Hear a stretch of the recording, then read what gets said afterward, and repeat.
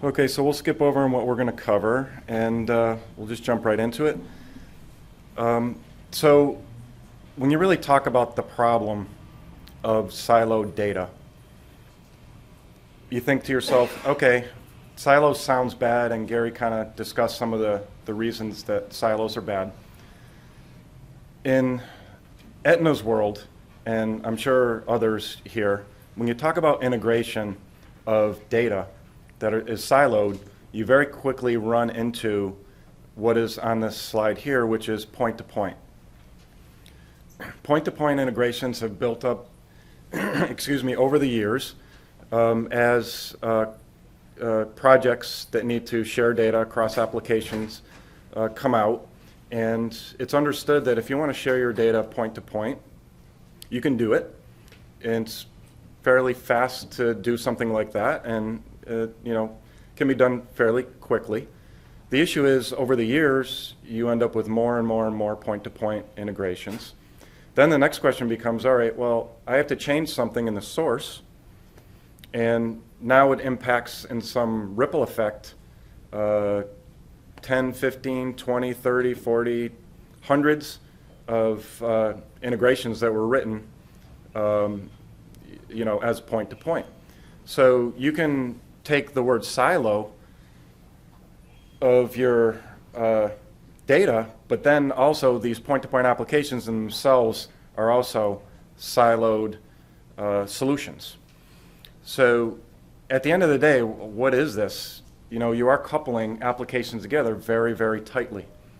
And that's bad. So what ends up happening is your maintenance costs over time escalate. So, and the time to make changes, also escalates. And this is the problem. And so when you talk about at its core, what are we trying to solve when we talk about, hubs? Basically, you're trying to solve this problem here.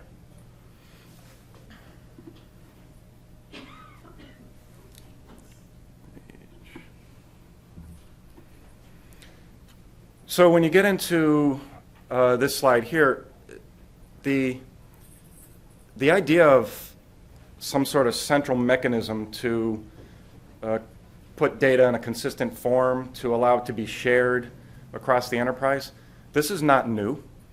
When you go back to the 90s, when service-oriented architectures first started coming to the fore, and Ken kind of touched on this a little bit, the idea of having some sort of common message form that you can put in between applications to allow for some consistent communication, came to the fore. And conceptually, that's a great idea. And it does allow for the decoupling of applications and fixes a lot of the problems that we talked about on the prior slide with the point-to-point. And universally, this is accepted as a good practice. So you're probably thinking, all right, great, what's the problem?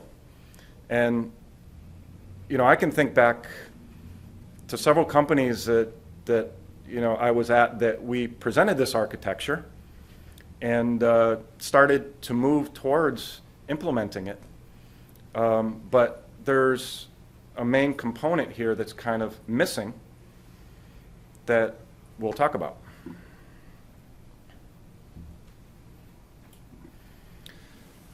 So I throw this in here to basically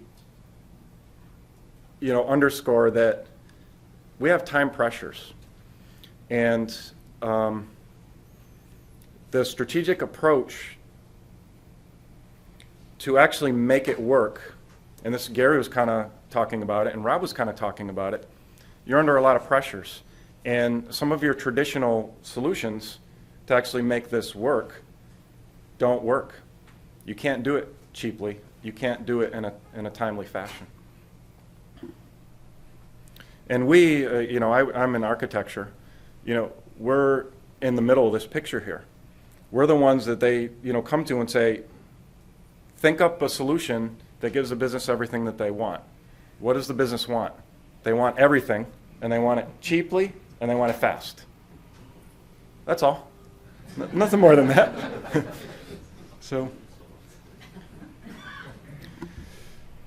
So there is this one main architectural factor, and the idea of service orientation and having a central message model, that's a good idea, and it has architectural purity to it, but again, it's not the complete picture. So when you look at the problem with what we've discussed here so far with the central, message model and the service bus that would be kind of part of the whole thing, historically, especially the service-oriented architects who folks probably know, this war between SOA and data, or data architects and service architects, has gone back, from the early 90s. And one of the things that the service-oriented architecture world really couldn't resolve was, what do you do with the data? So you have data flowing through, these message buses, and it can be a problem.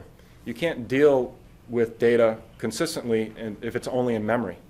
You have problems with that type of solution. So some of the problems that are on the slide here really talk about, well, if all you have is a hub for messages and maybe some logs, so maybe you're pumping something into a flat log or something like that, you're going to run into problems. So first of all, when you talk about sharing between applications, you want to have some level of conformance, right? That's part of what service-oriented architecture is supposed to be. So you start getting into the issue of, all right, I got to do that on the fly now. So I have to, conform the data, get some sort of consistent, look and feel on the fly. That's a problem. Okay, you have a problem with, response, complexity of the code in this area.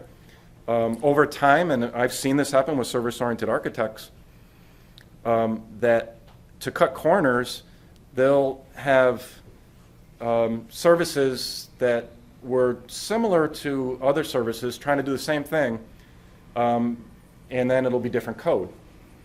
And what ends up happening is sooner or later this code will diverge, and then you get inconsistent results coming out of your service bus. So, but then taking a little bit further, to make things perform, the application systems that are on the outside of the service bus, you might have to add more horsepower to them. Depends on, what the application is meant to do. And if you talk to a lot of people who own applications, what they will say is, I don't really care about who's consuming my data. I have an operation I have to support, and I have SLAs that I'm worried about there, so I'm going to tune my application to serve my customers. The fact that we expose a service to something, I'm not worried about that. So they don't want to ramp up or add hardware to their operational costs. And in a lot of cases, what's surrounding this hub here, they can be vendors. So they may say, I'm not worried about what you guys are doing in consuming the data, and we have our cost model, and we're not going to ramp our hardware, for that. So you have that problem. Data audit. So Gary kind of touched on this. We're a healthcare company, Aetna, and this model here, if all you have is a service bus and say some logs that you're storing all your data in, you're going to turn that over to an auditor. So we get audited by states all the time. The feds, they're auditing us. They want to see, and this is what Gary was also touching on, they want to know, what did our data look like 3 months ago, 6 months ago, a year ago? And what data did we show to our customers? And what is the lineage back to the data that we got in the door? So, Gary's keynote was spot on that we're in a world that ever increasingly amount of, connections. But the auditors, they don't care that our job is harder. They're basically saying, tell me about all these connections. tell me how you rationalize that connection for your customer, but also tell me what data came into your door, not only today, yesterday, a week ago, a month ago, a year ago, whatever it is. And when you cannot do that in healthcare, the best thing you might get is a fine. The worst thing they might say is, we're not going to let you sell this product in this particular market because you cannot even tell us what your data looked like 3 or 6 or 9 months ago, or what even that you presented back to your customers. And auditors are worried that companies are trying to steer business or pay a claim differently, or not paying the right amount, or trying to avoid not doing the right thing. These are all the kinds of things they're looking at. And what forensically gives them the evidence to fine or hurt your ability to sell is, this data trail. Without that, they're going to assume bad things. And so audit, above all, probably is one of your most important things to really consider. That, going back to the architecture, you really don't have a good answer for that with just a service bus in the middle. So going further, we kind of touched on data lineage. And the last thing is, the more you try to do in your service bus, the more hardware and software you're going to need to do it if you want to meet those SLAs. And so going back to what we kind of talked about before, what's wrong with this? Just cost alone and time to develop alone can be problematic. So you guys, as you can guess, how do we fix this? We fix this by basically underpinning the service bus with a database. And we can call it a data hub, we can call it operational data hub. The old time architects like myself, we call it a data bus. And that would underpin the quote unquote service bus. And that architecture has been around for 15, 20 years. The problem is there's never been a viable solution for a good database to actually be a data bus, function as a data bus. Forgetting about how you would serve the data up, into the service layer, those technologies, are questionable. You couldn't put a relational database, plug that in, and say, okay, my DB2 or Oracle database is now going to be, my underpin for my service bus, my data bus. Impossible to do it. We'll talk about some of the details there. But when you look at the value points of adding the database in here, now you're starting to, as Gary was pointing out, you're becoming more data-centric, and it's allowing you to do conformance in a very consistent way, in an agile way, and only do what you need. And that's a key point. Because people say, this whole thing about conformance and, NoSQL and does it really change the dynamic? So the short answer is conformance is conformance. You need to do it. There's no magic with regard to that. However, the point that Rob was making, and it's a good one, is when you're working in the canonical form, now you're adding elements and pieces of that model as you need them. And as you do that, you're not destroying whatever else you did. Try doing that in the relational world. It's very, very problematic. So very spot on with what Rob was talking about. So going a little bit further, so data audit. So when you have a central database that's underpinning like this, now you have a book of record that you can store your temporal data in, all your source data. You have good lineage between what came in the door with what you might be your canonical form and what you're publishing out to your customers. Again, this is huge because, again, go back to if you don't have a database. How are you going to do audit? All you're really going to do is say, here's some logs. Okay, here, auditors, you can go through the logs and try to get your point in time through going through logs. And Aetna has been through that. I often point out to people that we had an audit in the state of New York, that prior to having this architecture in place, and there was, it took about 1.5 years and $5 million of labor cost for the business. That's not IT costs, solution costs, anything else. $5 million of business labor costs to do one state audit. And the reason is because these business people are going through logs and they're trying to look at point in time and use baling wire and tape to try to give the views that the auditors want. And the worst use case for an auditor is that auditor says, hey, I need 10 fields. So you extract those 10 fields, you send it to the auditor. And the auditor's like, cool, great, wonderful. Say, okay, what's the big problem with that? That didn't take very much time. So then, now 3 months later, the auditor comes back and says, you know what? I need 5 more fields to add to those 10, but I need it for the vintage of data that you gave me 3 months ago. Right? Have fun doing that with logs. All right? So beyond that, a central database can allow you to basically prefetch your data from source systems and stage it there for consumption. That fact alone takes the pressure off your application systems. So now you're not worried about having to ramp up application systems, add more hardware so they can perform. Now you have something that the data is sitting there and is staged and ready to go. That's a huge uplift. Further, you're taking pressure off of your service bus because you'll have your conformance done, already and sitting there in the database, ready to go. It's conformed, it's integrated, it's served up in a very consistent fashion. So it's taking pressure off of the service layer as well. So at the end of the day, what are we talking about? We're talking about architectural zoning. So you have your data consumption layer, you have your what we call our data provisioning layer, and you have those architecturally separated but joined. And so that's what the picture there is meant to depict.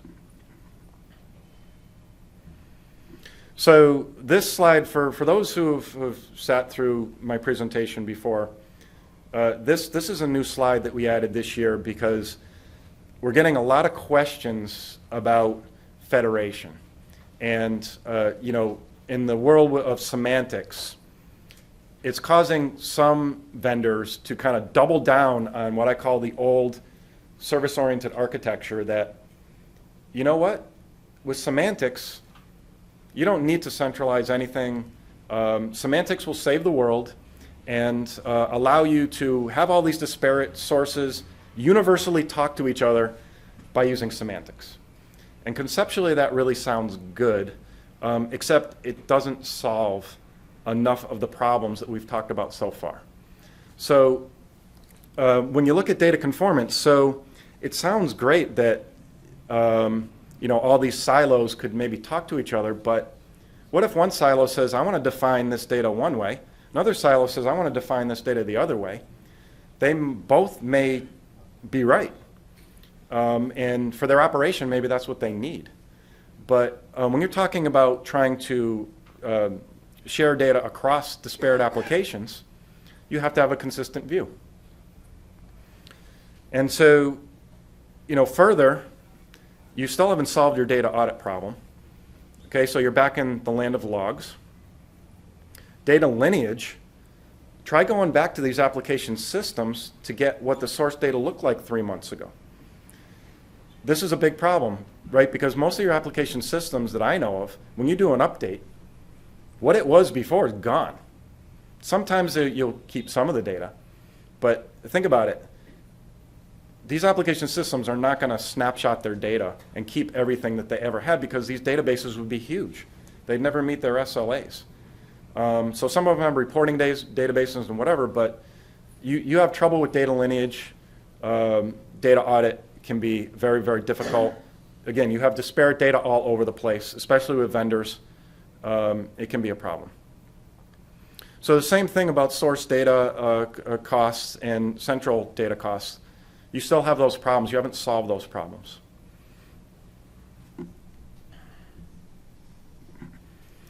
So a couple more things about, and this kind of ties in with what Gary was talking about this morning. that with the federation option, if you don't put governance, really strong governance over it, you can end up with a service bus that does nothing more than just create point-to-point. So now you have a big mess on your hands. Also, you might have applications to try to just connect themselves outside of your architecture. So that's what's on the left in the slide there. So both these things are really, really bad things that you want to avoid. A central model, in the canonical form, it provides governance over your integrations and your ability to consistently exchange data. So we're reviewing here point-to-point, bad. Message model, good. Federation, meh. All right, want a central database. So the issue now is, okay, what kind of database? Again, I was saying before, if you're going to do this relationally, you're going to get fired, to be quite honest with you.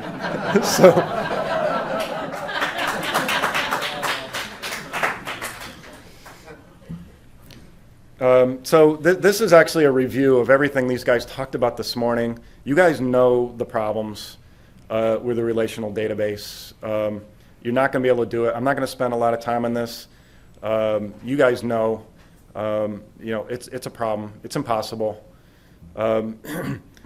Modeling the data canonically, above all, and this is what Rob was talking about, it gives you agility. And agility is really what you need. And you need to be insulated from large ripple effects of bringing in new disparate data. And our business wants speed to market. Period, end of story. So Aetna's requirements, I won't spend a lot of time on this. You guys can look at the slides after. Our business wants everything, okay? Just like probably your business. They want to exchange data real time. They want data exchange in batch. They want speed to market. They want a cheap solution. They want full auditability, transparent data lineage. They want all these things, okay? And in the past, they've not really understood, why can't you deliver this? And to be very honest with you, until MarkLogic came along, we had no means to do this architecture we've talked about. We had no means to do it. Again, the whole idea of a data bus is not, just came about. It's been out there for a long time. We had no means to actually make it work. And so at Aetna, basically we have two major projects that implemented in production in MarkLogic successfully by using MarkLogic as this decoupling mechanism between source and target applications to rid us of our point-to-point problem and our huge maintenance cost problem. And the best part about this, though, again, I go back to the agility of, you guys probably know, right? Everybody talks about, I want to get good requirements up front, and how important it is to get good requirements up front and get as complete a requirements as you can and change the requirements as our enemy. We've been through this. But the problem is the business just doesn't function that way. They have a concept. I need this problem to be solved. And here's the requirements. And we try to wrestle those requirements out of them as best that we can to make them as complete as possible. Problem is, it just doesn't work. Change happens. Because the business realizes things as you're going through the project, and they're like, oh, wow, right, yes, I missed that. So yeah, here it is. And by the way, you can't move your date. Okay? So this whole thing about agility, agility for what? Agility is, how do you handle change in your projects? And change that is late in your projects. That is an enemy of projects. So try developing, forgetting about a hub, try developing anything in an agile way with a relational database stuck in there.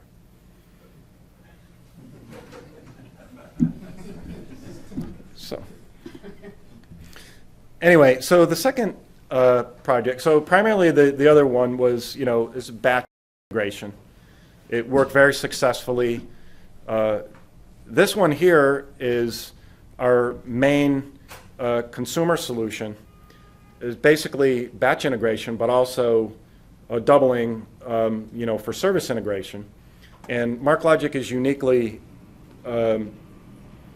able to fill this because it really is a database, server, as well as an application server and a web server, all tied into one. And the beauty of MarkLogic in this regard is you're getting consistency of your batch data with what you're presenting online. And if you don't think that is important, I'll tell you, the auditors, they go nuts when they see that we sent something down to our general ledger to the back end. It doesn't match what actually that some customer sent them and snapshotted. And so they're looking for those consistencies. And when they see inconsistencies, they start to think, did Aetna do that on purpose? Because they don't want to pay that claim or something like that. So it's all sorts of bad things come out. This solution here provides really good consistency for data that's going to the back end, for data that we're publishing out to the front end. So kind of wrapping it all up here, that we know that a central message model is great, so we have it. Having the database in the middle is great. Having the NoSQL is what makes it plausible and possible to do. So I could have had this complete conversation with you guys, but without MarkLogic, it would be academic because there's no technology out there that can fit the bill until NoSQL came along, until MarkLogic came along to be able to actually do this. So I was saying to someone last night that my dream architecture was always to have a service bus with an underpin of a data bus. Going back to the 90s, I could just never do it. And this allows you to do it. And so, sorry I'm a Red Sox fan for you Giants fans. By the way, I gave this in Tokyo. They love this slide. And so that's it. Any questions?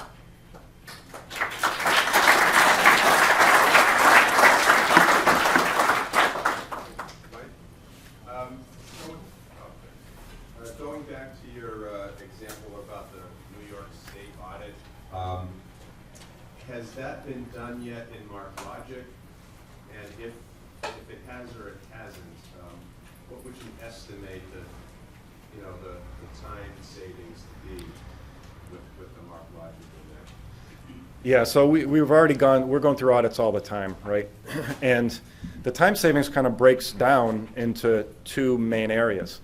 One, you're getting the data that you need very, very quickly, whereas before it could take days, weeks, and even months to cobble, like I was saying, baling wire and tape.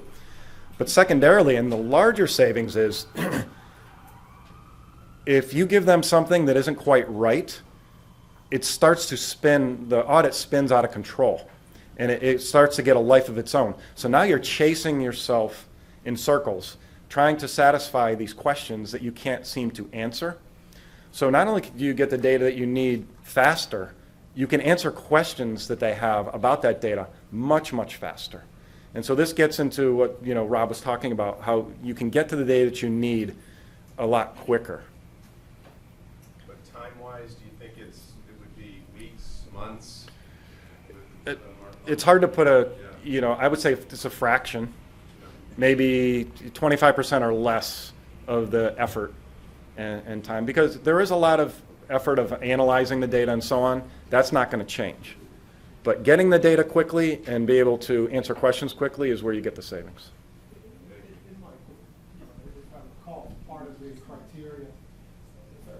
criteria before Aetna invested in MarkLogic was exactly measuring that, right? There was a comparison of time to deliver, doing things the old way, right, versus with MarkLogic. And it was blind. We didn't know. Our consulting organization had to provide an estimate, and then there was a comparison. And from what I recall, it was significant from a delivery perspective. Yeah, I mean, if you're talking about development efforts, yeah, absolutely, that's another factor. I'll give you guys a story. We're basically upgrading our HR system, you guys may have heard that it's out public knowledge that Aetna and Humana potentially are going to be merging. And so we're working on some scalability exercises. And one of the projects here, we're looking at scaling that. And infrastructure had initially given us an estimate that it was a non-NoSQL, non-MarkLogic estimate. It was based on proprietary hardware and software. And it came out to be $4.2 million. After we went back to them and said, no, this is MarkLogic, it's commodity hardware, and it turned out to be $500,000. Okay, so that's just on the hardware side. On the labor side, orders of magnitude more in the ETL space to do what we ended up doing on the labor side. Yeah, what are the various tools that you have used to do the ETL, and what is the volume of data that you have actually in your enterprise data hub? Yeah, right now we're using primarily XQuery, so I wouldn't necessarily call that an ETL tool. But yeah.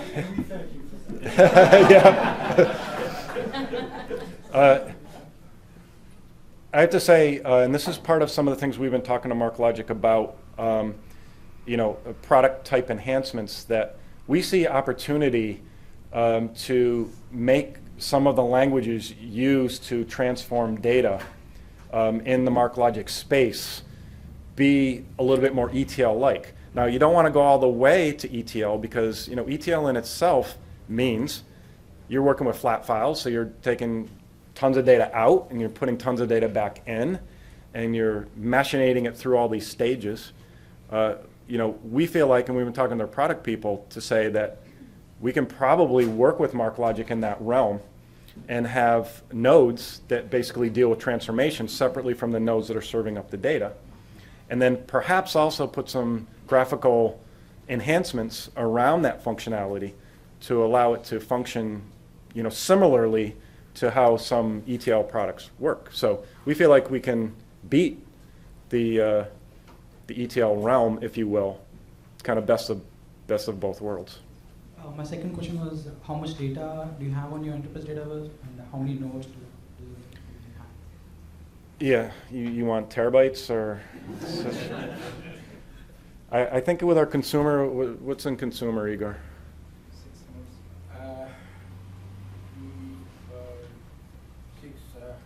About 10 terabytes at this time. Yeah. About 10 terabytes, but it's what we need to do now for market expansion.